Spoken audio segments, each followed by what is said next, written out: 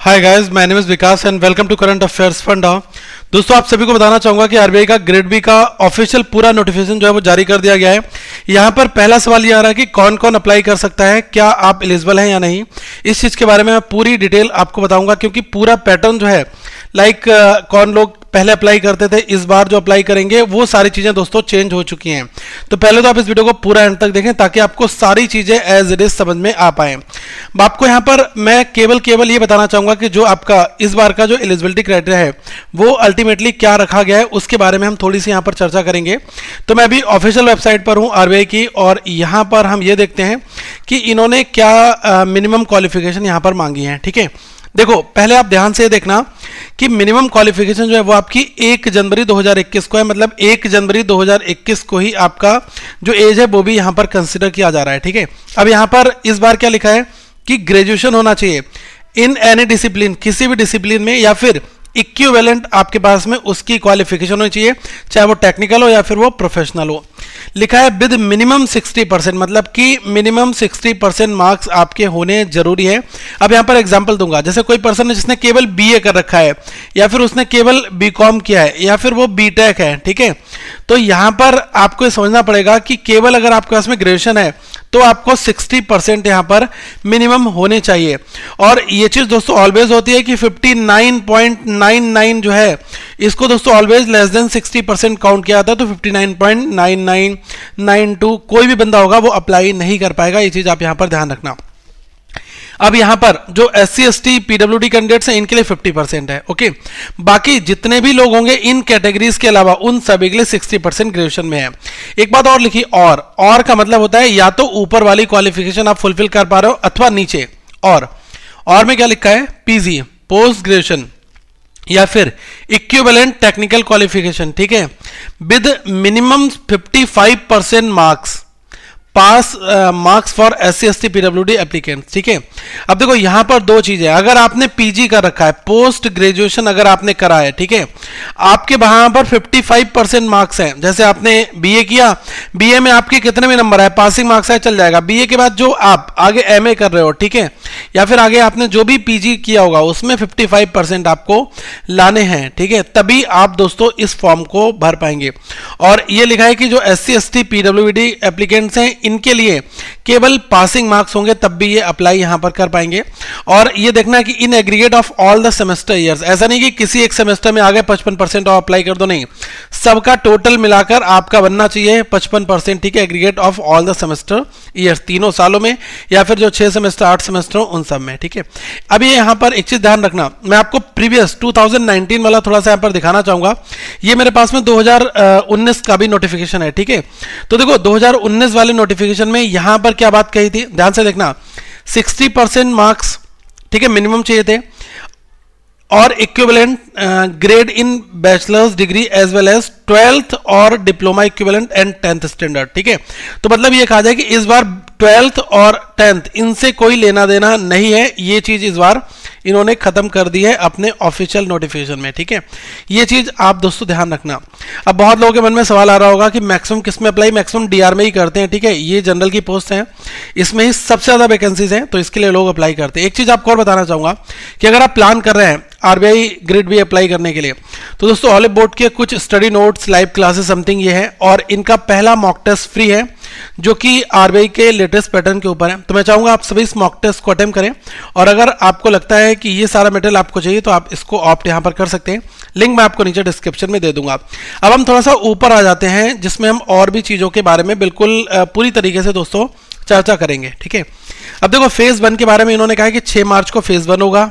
ठीक है, अब ये कहा है कि फेज 2 पेपर 1, 2, 3 ऑनलाइन एग्जामिनेशन, ये आपका 1 अप्रैल को है। इसके बाद यही चीज यहां पर भी है कि जो DEPR में, ये पोस्ट स्पेसिफिक पोस्ट हैं, DEPR और DSIM। ठीक है, इसमें इनका एग्जाम, इसमें कम पोस्ट हैं, तो इसके लिए आप देख लें, ये भी मार्च 6 को होंगे आपके। ठीक है, और जो इनका नेक्स्ट वाला पेपर है वो अलग अलग डेट में होगा, लाइक मार्च 31 में। ठीक है, ये चीज यहां पर आप देख सकते हैं। अब ये ध्यान रखना कि इसमें कुछ सिंबल्स यूज हुए हैं, जैसे यहां पर लिखा है डॉलर, मार्च 6, 2021 डॉलर, ये जो डीआर का जनरल वाला रिक्रूटमेंट जो होगा, डॉलर का मतलब क्या है यहाँ पर, डॉलर का मतलब है candidate will have to appear in only one shift of phase examination, मतलब कि केवल एक ही शिफ्ट होगी, एक ही बार में आपको यहाँ पर अपेयर करना है।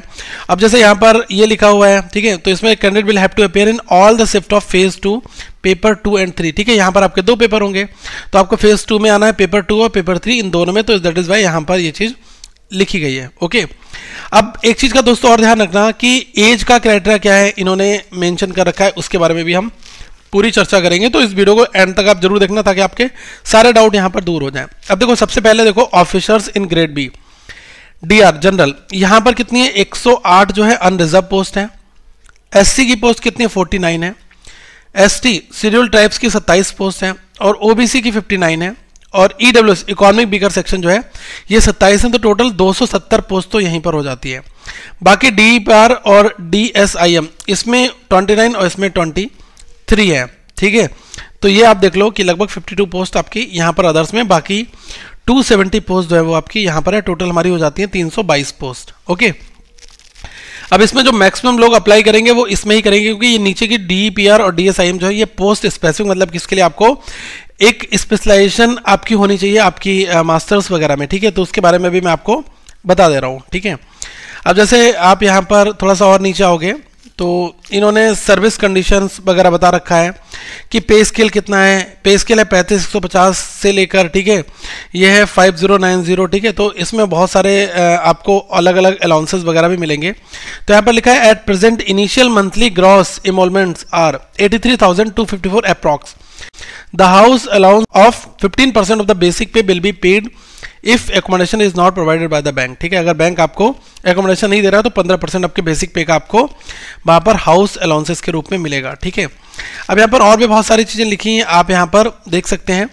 अब यहाँ पर हम लोग थोड़ा सा एज क्राइटेरिया के बारे में डिस्कशन कर लेते हैं। एज क्राइटेरिया कहाँ पर है, देखो ये यहाँ पर क्लियरली मेंशन किया है कि 1 जनवरी 2021 को आपकी एज क्राइटेरिया यहाँ पर फुलफिल होनी चाहिए। तो यहाँ पर कितना है ये लिखा है कि कोई भी candidate must have attend the age of 21 year, अगर 21 साल का है तो वो इस फॉर्म को भर सकते हैं, लेस देन 21 ईयर का नहीं भर पाएगा, ठीक है। 21 साल आपकी पूरी होनी चाहिए तभी आप इस फॉर्म को भर पाएंगे। और साथ में लिखा है must not have attend the age of 30 year on the 1 January 2021, ठीक है। मतलब ये भी कहा जा रहा है कि 21 साल मिनिमम है और दोस्तों 30 साल आपकी पूरी नहीं होनी चाहिए, ठीक है। मतलब कि ये यहाँ पर अल्टीमेटम ये आपको दिया जा रहा है कि आपकी 2 जनवरी 1991 से पहले की किसी की डेट ऑफ बर्थ नहीं होनी चाहिए और 1 जनवरी 2000 इसके बाद का नहीं होना चाहिए, तभी वही लोग यहाँ पर फॉर्म को भर सकते हैं। और जब आप अपनी एज को चेक करें तो 1 जनवरी 2021 को आप अपनी एज चेक कर लें। अगर यहाँ पर लिखा है कि must not have attend the age of 30 years, मतलब कि 30 पूरी नहीं होनी चाहिए 1 जनवरी 2021 को, तो वो लोग इस फॉर्म को नहीं भर पाएंगे। मतलब अगर आप 29 साल, ठीक है, 11 महीने कुछ दिनों के भी हैं तब भी आप फॉर्म को भर सकते हैं। लेकिन अगर आप पूरे 30 साल के हो चुके हैं 1 जनवरी को, तो आप दोस्तों इस फॉर्म को नहीं भर पाएंगे। ये चीज यहाँ पर क्लियरली मेंशन कर दी गई है। For the candidate possessing MPhil and PhD qualification upper age limit will be 32 to 34 respectively, यहाँ पर बात कही गई। और जो एज रिलैक्सेशन है वो आप यहाँ पर देख सकते हैं। अब इसके बाद मैं आपको एक चीज और यहाँ पर दिखाना चाहूंगा कि ये जो मिनिमम क्वालिफिकेशन वाला था, मैंने आपको अभी ये वाला तो बता दिया था कि जो जनरल के लिए क्या है। बाकी अलग जो डीपीआर है ये दोस्तों बेसिकली इकोनॉमिक्स के लिए मास्टर्स डिग्री के लिए ये प्रोफाइल होती है। और जो डीएसआईएम है, ठीक है, इसमें क्या है कि मैथमेटिकल और स्टैटिक्स इनके लिए जो डिग्री है उनके लिए प्रोफाइल होती है। तो आप इसको बहुत ही क्लोजली ध्यान से पढ़ लें, ठीक है। अब यहाँ पर ये लिखा है कि कितने कितने परसेंटेज है। अगर कोई पर्सन है जिसका 10 पॉइंट स्केल में से जो सीजीपी है 6.75 है तो इसको 60% काउंट किया जाएगा। अगर 6.25 आ रहा है तो 55% है। अब यहाँ पर कोई ये मत पूछना कि मेरा 7% है तो मेरा कितना होगा। ऑब्वियसली मोर देन 6.75% वो एलिजिबल ऑब्वियसली हो जाएंगे, क्योंकि यहाँ पर 60% तक की बात कही गई थी, ठीक है। अब 5.75 है तो 50% है। ये यहाँ पर इन्होंने दोस्तों अपना प्रोसेस बता दिया है, ओके। अब आप आगे थोड़ा सा और आओगे तो आपको और इन्फॉर्मेशन यहाँ पर नीचे मिल जाएगी कि सिलेक्शन का प्रोसीजर क्या है। ये इन्होंने पूरी चीज़ें बताई, फेज़ 1 फेज़ 2 इंटरव्यू, ठीक है, डिटेल स्कीम सारी चीज़ यहाँ पर नोटिफिकेशन में मेंशन कर दी गई। तो आप अपनी तैयारी स्टार्ट करिए। प्री बहुत बड़ी चीज़ नहीं है, प्री बहुत इजीली क्वालिफाई आपका हो जाएगा। सबसे बड़ा जो मेन पॉइंट होगा वो होगा आपका मेंस का एग्जाम, ठीक है। तो जो जितना ज़्यादा आगे के लाइन में लेकर इकोनॉमिक्स वगैरह या फिर जो सोशल इश्यूज़ हो गए, ऐसी चीज़ें अगर आप पढ़ोगे तो वो चीज़ें रहेंगी। अब जैसे यहाँ पर मैं आपको कुछ चीज़ें बता रहा हूँ, ठीक है। अब इसमें क्या होता है कि पेपर में बहुत सारी चीज़ें आपको लाइक जो रिटन चीज़ें होती है ना वो आपको करनी पड़ेंगी, ठीक है। मतलब हमें इसका जो डिस्क्रिप्टिव वाला पोर्शन है, मतलब डिटेल्ड नॉलेज हमें होनी चाहिए, ठीक है, इकोनॉमिक एंड सोशल इश्यूज़ की। तभी दोस्तों आप यहाँ पर इस पेपर को कर पाएंगे, फिनांस वगैरह की, क्योंकि ये कंप्लीटली जो आरबीआई के नोट्स है ये बहुत ज़रूरी आपके लिए हो सकते हैं। तो आप कुछ फ्री ई बुक को देख सकते हैं। जैसे यहाँ पर ये फ्री ई बुक है, इस पर जैसे आप क्लिक करोगे तो मैं आपको दिखा भी दे रहा हूँ कि फ्री ई बुक्स में कैसी क्या बुक है। ये नाबार्ड, आरबीआई और सेबी के लिए है। वीकली टॉप न्यूज़ हैं, ह्यूमन डेवलपमेंट ईएसआई नोट्स हैं, ठीक है, एफआरबीएम एक्ट है, फाइनेंस के नोट्स हैं, weekly top news for SEBI and RBI है। ये सारी फ्री हैं कंप्लीटली। तो पहले तो इनको एक्सेस कर लो, बहुत सारा मटेरियल है यार, ऐसी बात नहीं। आरबीआई ग्रेड बी का 2011 का इन्होंने सॉल्व पेपर रखा है, और भी चीज़ें हैं जो जैसे जैसे इसमें चीज़ें हैं वो आप देख लो। बाकी हमें जो जो कंटेंट मिलेगा वो हम आपके लिए कॉन्टेस्टिंग का और भी चीज़ों का प्रोवाइड कराएंगे, ठीक है। तो हमारे साथ भी कनेक्ट रहना और इस चैनल को सब्सक्राइब कर लो, ताकि अगर आपका भी और भी कोई डाउट हो तो हम इसको डिस्कस कर लें। और अगले पार्ट में हम पूरा इसका सिलेबस जो है उसको डेमोन्स्ट्रेट करेंगे, तो आप उन सभी चीज़ों को एक बार देख लेना। सो thank you so much guys for watching this video. आपका अगर अभी भी कोई क्यूरी, कोई डाउट हो तो आप जरूर नीचे पूछ लेना और बिंदास इस फॉर्म को भरो। काफ़ी अच्छी प्रोफाइल है, और आजकल ये भी आपने देखा होगा कि मैक्सिमम जो पर्सन बैंकिंग में जॉब कर रहे हैं वो भी इस तरीके की जॉब्स में काफ़ी इंटरेस्टेड है। तो मुझे लग रहा है कि आपको इसके लिए अप्लाई करना चाहिए। अगर आपका कोई डाउट हो रहा है तो मैं उसको क्लैरिफाई कर दूंगा। So thank you so much, have a good day to all of you, once again.